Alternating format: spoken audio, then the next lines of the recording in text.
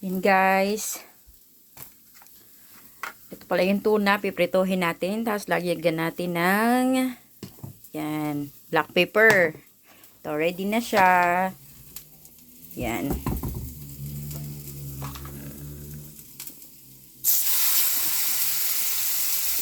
Ang tuna. Diba? Tapos ito naman, ready na din siya para sa ating prawns. Tapag na natin to lahat. Yan. Luto na talaga siya.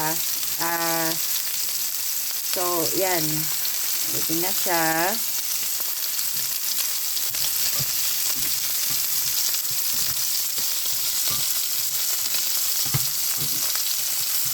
Tapos, ito naman, sinabawan na isda.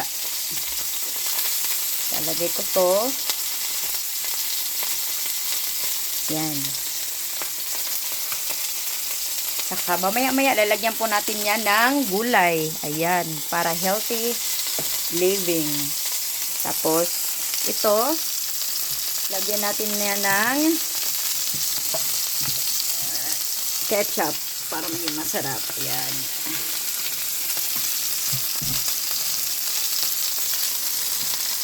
Diba? Kita nyo naman. Seafood tayo ngayong gabi.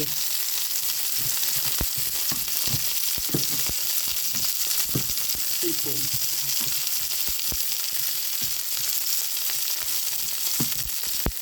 Ang lalaki niya, oh. Yan yung kamay ko. Tapos, dito naman tayo sa tuna. Yan, guys.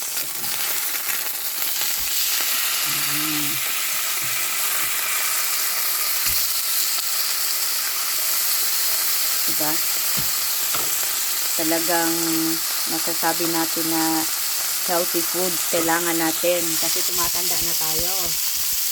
Yan, guys.